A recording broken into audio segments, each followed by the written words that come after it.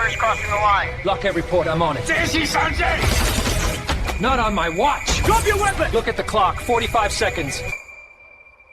Backroom Protocol. While the establishment media obsesses over manufactured controversies, President Trump is quietly orchestrating what could be the most brilliant foreign policy move in decades. Cuba is starving. China is watching, and Trump just revealed he's in high-level talks with Cuban leaders about a deal that could flip the script on communist influence just 90 miles from our shores. So here's what's really at stake. Cuba has maybe 2 weeks of oil left. Their Venezuelan lifeline is gone. Russia and Algeria have abandoned them. Mexico cut them off.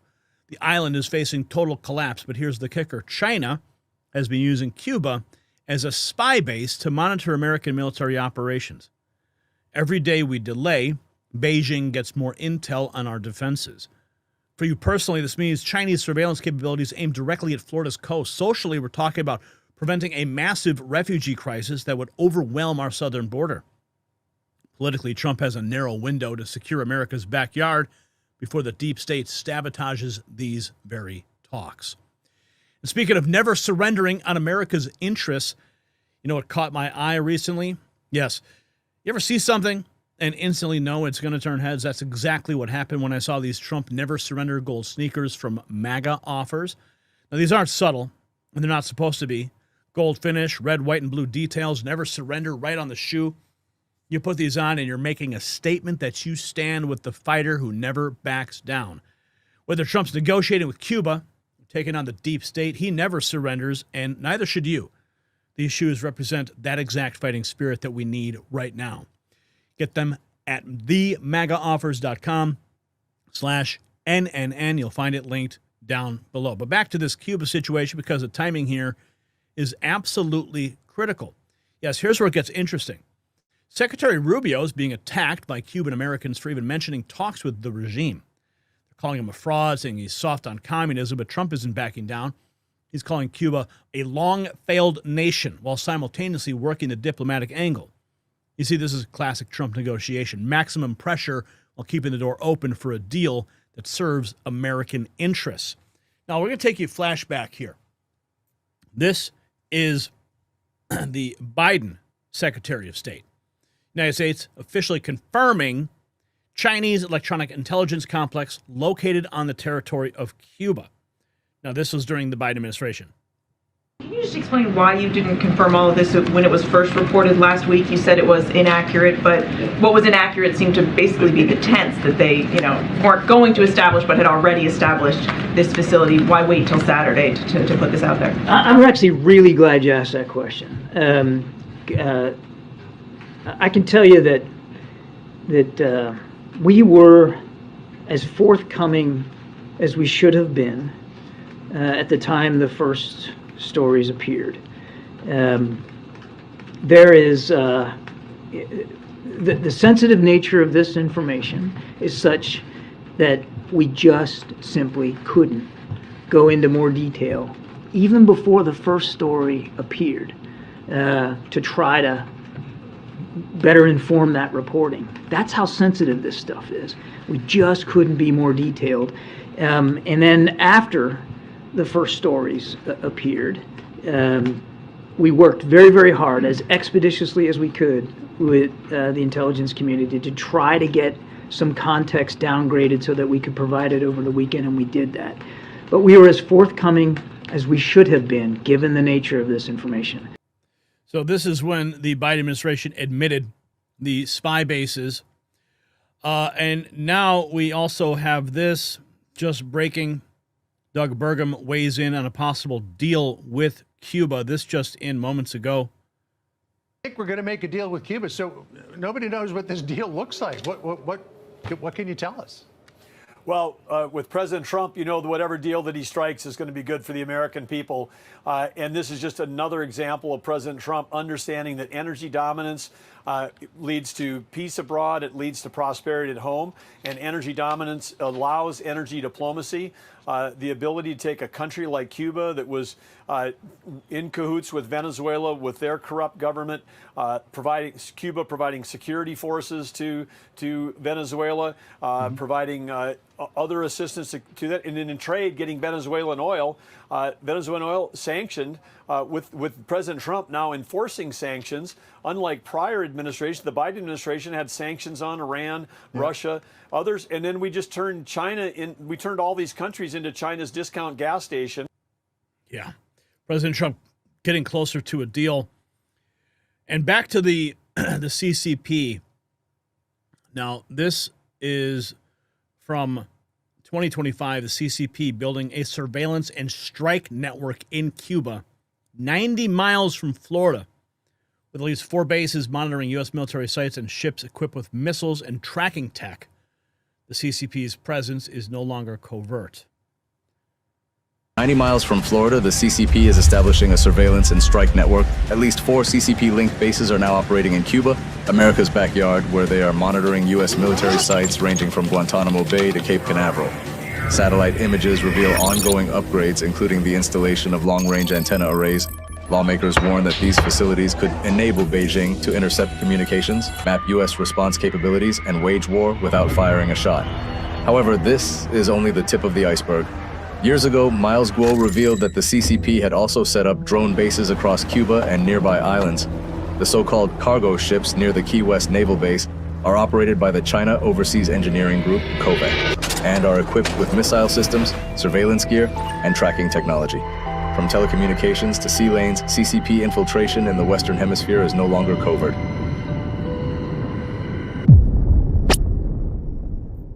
Yeah, so now you know. Now we're seeing the full scope of the Chinese surveillance network, with lawmakers sounding alarm bells about missiles and tracking technology just miles from American soil.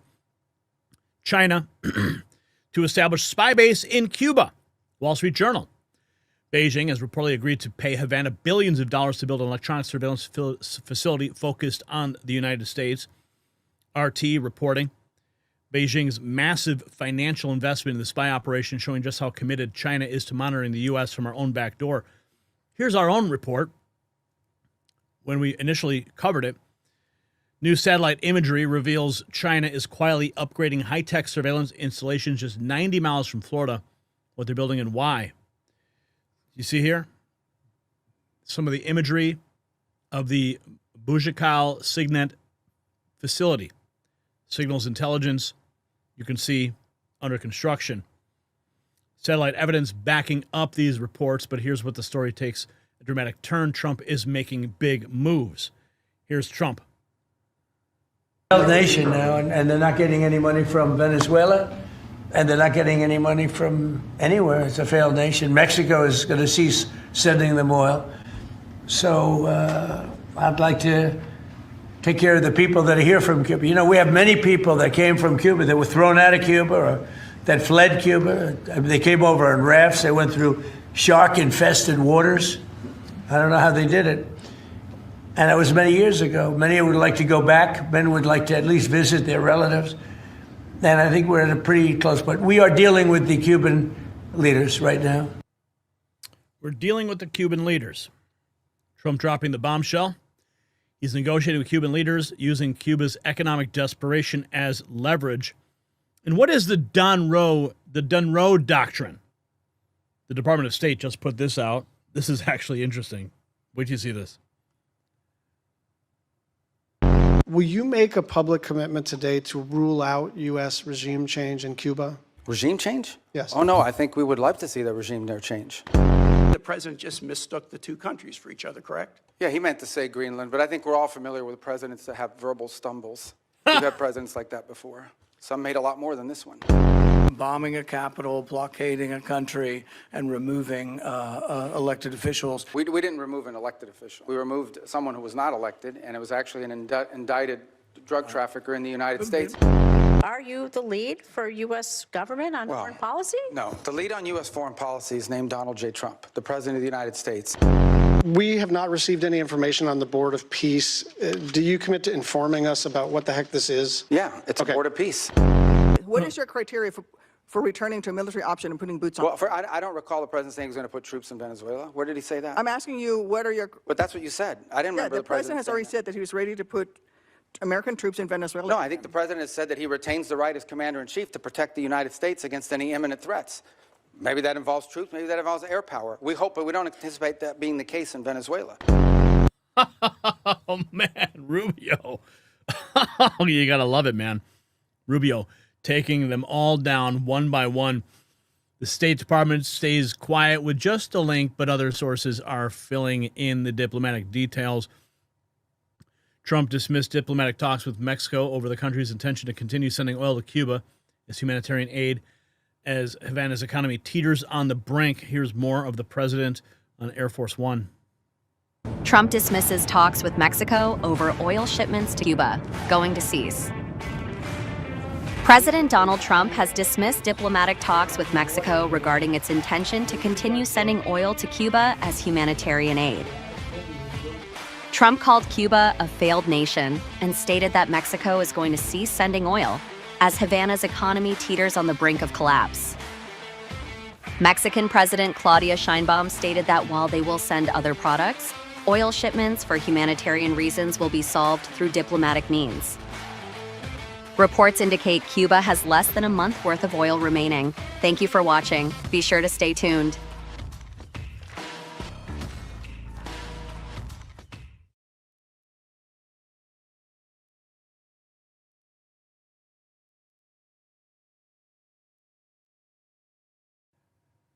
That was the Latin Times, and Trump is dismissing Mexico's oil lifeline to Cuba, tightening the economic noose. The pressure campaign is deliberate and strategic.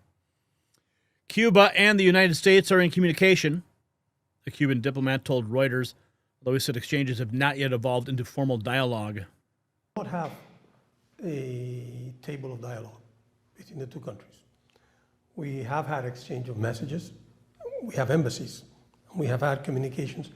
But we cannot say that we have a table of dialogue. Now, the U.S. government knows that we are ready to have a serious, meaningful, and responsible dialogue based on the respect for sovereign equality, respect for international law, and that we are sure that there are many issues that we could discuss, including many on which we have differences, and that perhaps many of them could find solution if there were to be a dialogue between the two countries. The United States has gone very far in its level of threats, and above all, in the magnitude of the economic aggression against the people of Cuba, and also in the type of excuses it's raising. It has gone to the point of identifying Cuba as a threat to the national security of the United States, something that most people in the U.S. and outside of the U.S.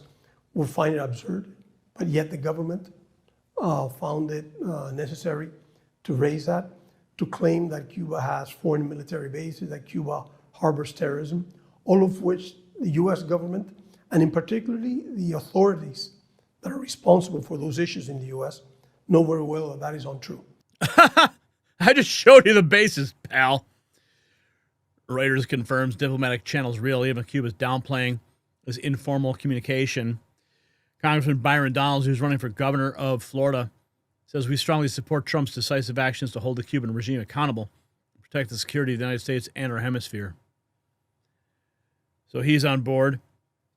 Republicans backing Trump's hardline approach, emphasizing 90-mile proximity makes this a national security imperative. Here's more. President Trump discussing Cuba. Well, Cuba's in bad shape. Cuba relied on Venezuela for oil and for money. And nobody really knows what's going to happen with Cuba. They're doing very poorly. They're really third world all the way. And we have a lot of great Cuban Americans. And I would say Marco fits very solidly into that category. And I might ask you to say a few words about, we were discussing it before, Cuba is a very different, they don't have energy, they don't have oil, but they would live off of the oil from Venezuela. And what they do have is very strong people. And very powerful people militarily, and they would protect the people running Venezuela, and they would take in a lot of money from Venezuela. Now they don't have that. They won't be taking in any money. So, Marco, what do you think? Well, I mean, the fundamental problem in Cuba is that it's run by incompetent people that don't know what an economy looks like, much less a functioning one. They've made a choice, and that is they would rather have political control over the people than they would have an economy that functions. And they've gotten away with it for 60-something years because they've had donors, the Soviet Union, and now most recently Venezuela. But that's now gone. So the people in control in Cuba have a choice to make. They can either have a real country with a real economy where their people can prosper, or they can continue with their failing dictatorship that's going to lead to systemic and societal collapse. So it's a very stark and dramatic choice, and it's one we hope to make the right one. We don't have an interest in a destabilized Cuba, but that would be their fault because they refuse to allow the people of Cuba to have either economic or political freedom for that matter. And you have a lot of people in this country that want to go back to Cuba and help Cuba. A lot of people have left, they came in penniless, they didn't have anything, and they've become very rich people in our country, and they want to very much go back and help Cuba. So that's something that Cuba has that a lot of other places don't have. Trump's painting Cuba as desperate and third world, Rubio hinting at the ultimatums, the administration playing hardball. Now, take another flashback here. This was in 2024, Diaz-Canel warning the U.S. would escalate economic suffocation and weaponize energy, media, and pressure to force collapse. Now, in 2026, Washington is openly tightening fuel access and sanctions. What Cuba called coming has just arrived. Are always looking for justifications and twisting things around. The most absurd thing is that they have applied a criminal blockade against us for over 65 years. That is what's absurd. And the absurdity of that blockade is what has triggered all the other reactions to the things that happened. I believe that both the spokespeople for the United States State Department and the United States government, as well as its embassy here in Cuba, are interventionist and arrogant, and they feel a deep contempt for the people and the Cuban Revolution. And we do not have to be accountable to the United States government or to any of its spokespeople because we are free, sovereign, and independent, and we are going to keep building our revolution despite the tightening of the blockade and despite having been included on a spurious list that only a government so genocidal and so hegemonic as the U.S. government could invent of countries that supposedly support terrorism. And this event is proof.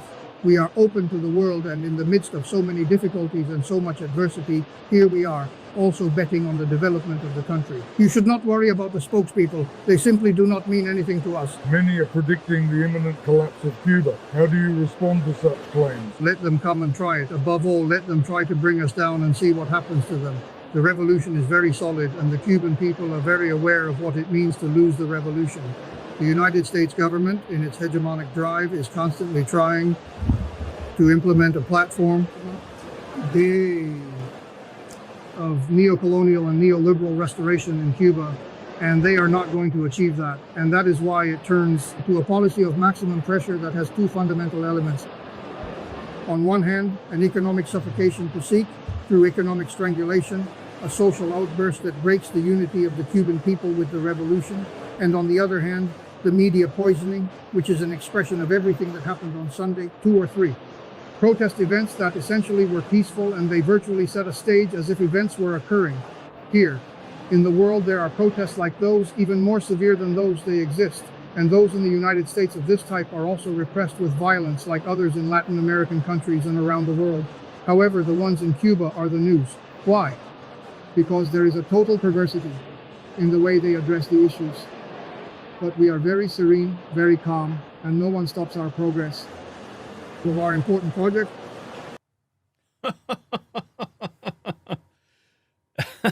That was back in 2024. The flashback shows that Cuba saw a pressure campaign coming, and now those predictions are coming true in real time. More breaking updates. Trump says he's ready for the Cuba deal amid the island's fuel crisis. See from Cuba? I mean, what do you need to see to make that kind of deal? I think we're going to work a deal with Cuba. I think, we'll be kind. We have a situation that's very bad for Cuba. They have no money. They have no oil. Venezuela, they live off Venezuelan money and oil. And none of that's coming now. Yeah. Chickens coming home to roost. Trump's tone shifts. He's talking about being kind and working out deals, suggesting he sees opportunity. Trump calling Cuba a long-failed nation without the Venezuelan support. A failed nation. Trump acknowledges ongoing high-level talks about some sort of deal with Cuba. To reporters outside of Mar-a-Lago and Palm Beach, Florida on February 1st of 2026, President Trump made some interesting statements about Cuba and how the United States is potentially looking to make some sort of a deal, framing it around humanitarian concerns like Cuba's dire situation and family separations affecting Cuban exiles in the United States, as well as support for Cuban Americans, many of whom were horribly treated by the regime prior to exiting the country. Anyway, let's see what he had to say. Sir, what do you want out of a Cuba deal? Well, Cuba's a failing nation. It has been for a long time, but now it doesn't have Venezuela to prop it up. So we're talking to the people from Cuba, the highest people in Cuba. We'll see what happens. I want the people that came here that were horribly treated by Cuba to be taken care of, to be able to go back and do what they have to do. You know, they have their family there. They haven't been able to see them in years, many, many years. So I think we're going to make a deal with Cuba. President, back to Texas. It's in bad shape. Cuba's in bad shape. Cuba has a humanitarian problem. Cuba has a humanitarian problem. President Trump acknowledging high-level talks about a deal, the breakthrough closer than anyone realized. And here's President Trump said that they're close to an agreement. Sir, yesterday you said you were speaking to people about Cuba to reach an agreement. What Right. sort of agreement are you hoping to reach? Is that with the Cuban government? Well, it's a failed nation now, and they're not getting any money from Venezuela, and they're not getting any money from anywhere. It's a failed nation. Mexico is going to cease sending them oil. So I'd like to take care of the people that are here from Cuba. You know, we have many people that came from Cuba that were thrown out of Cuba or that fled Cuba. They came over on rafts. They went through shark-infested waters. I don't know how they did it. And it was many years ago. Many would like to go back. Many would like to at least visit their relatives. And I think we're at a pretty close point. We are dealing with the Cuban leaders right now. Mr. President. We are dealing with them. It sounds like a deal may be very close. President Trump turns his focus to Cuba after the arrest of Nicolas Maduro, saying he's in talks with top leaders as he hosts the Colombian president today. Huge. And first of all, good morning, and thank you so much for having me. But this is very important news. Why? Because according to analysts, right now, Cuba has about 15 to 20 days of oil supply left. Wow. Let's just remember, they're just running dry. They lost that lifeline from Venezuela. They have allies like Russia and Algeria that they're basically taking a hands-off approach. We are not committing to sending any sort of aid. And then you also have Mexico. They stopped oil shipments to Cuba. So they don't have much. The situation there is just like, according to some experts, it's really turning into a catastrophic situation. Of course, we don't want a humanitarian crisis, but some Cuban Americans here are actually hopeful that this could lead to a total collapse. Yeah, you know, I was going to ask you about that. Do you have any insight into what Cuban or Cuban Americans feel about this? Well, there is some level of concern inside the island nation of about 8 million people. Some of them say, well, all these actions may just mean more hardship for the Cuban people, while the government, well, they're not going to be affected. But I believe perhaps if they're just so fed up and they're brave enough to take to the streets and protest, it could lead to some change. I know someone that periodically sends money to family in Cuba. She spoke to her father and said, how are you doing? And she said, well, he tells me, you know, we've gone through so much already. It's been so many decades of facing this hardship that we're ready if this means a potential change. Wow, so they would want to see that, some Cubans. They want a free Cuba. What would an America First deal look like? I mean, that's what President Trump ultimately wants. Well, that's the big question. We heard President Trump yesterday saying we are working on a deal, and we're talking to some high-level officials. We don't know the specific details, right? It's very vague right now, but there's hope. And there's something that really struck me. Republican Congressman Carlos Jimenez, he said, you know, the situation in Cuba, it's like a cancer. And to treat it, it may take time and there's pain, but it's to save lives. And I really like that comparison because that's what may be the situation for Cuba in order to save the island nation. Well, this was all sparked by the ousting of Nicolas Maduro. And Venezuela, we're learning, has just released additional political prisoners. But interim President Delcy Rodriguez is also being accused of slow-walking human rights reforms. And then there's this Wall Street Journal headline saying Venezuela's new leader, referring to Delcy Rodriguez, is trying to run out the clock on Trump. So what is next for the nation of Venezuela. This left me thinking, running out the clock. The big question is Delcy Rodriguez just trying to kill time, doing just enough to appease the Trump administration? And the article goes on to cite a U.S. official that says there's a possibility we may see elections in Venezuela anywhere between 18 to 24 months. I checked the calendar. If we're talking about 24 months, that puts us in January of 2028. What does this mean? That's the end of President Donald Trump's second term in office. We don't know who the next president will be, what party will be in control in the U.S., and what their approach in regards to Venezuela will be. So, as you noted, so far there's a lot of criticism in terms of what they have been doing, what the interim government has been doing with respect to human rights. We have seen the release of 300 political prisoners so far, but hundreds more are still detained, and it's been slow. This past weekend, about 30. Trump linking Cuba policy to broader regional strategy, including Maduro's arrest, talks with Colombia. This is hemispheric chess. Secretary Rubio, check this out, testifying on Venezuela. For the first time in 20 years, we are having serious conversations about eroding and eliminating the Iranian presence, the Chinese influence, the Russian presence as well. In fact, I would tell you that there are many elements there in Venezuela that welcome a return to establishing relations to the United States on multiple fronts. Multiple fronts. President Trump hitting every single front. So here's the bombshell that changes everything.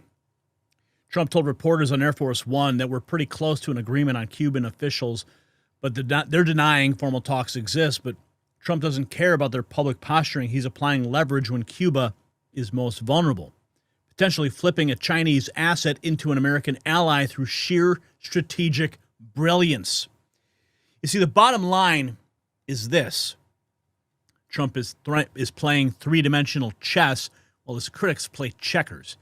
He's using Cuba's desperation to potentially eliminate a Chinese surveillance post in our backyard, prevent a humanitarian crisis that would flood our border, and demonstrate American strength to every hostile regime that's watching. This could be the deal that secures the Western Hemisphere for America First policies, the MAGA doctrine in effect. The establishment will try to sabotage it. Trump's track record speaks for itself. Do you trust Trump to negotiate the best deal for America, even when it means making tough diplomatic moves? Let us know. And while you're engaging, check out the Next News merch shop to show your support for real America First journalism. The system controls information. Information control is power. They don't want you to see this. The truth only survives together. They don't want this shared. Share this now.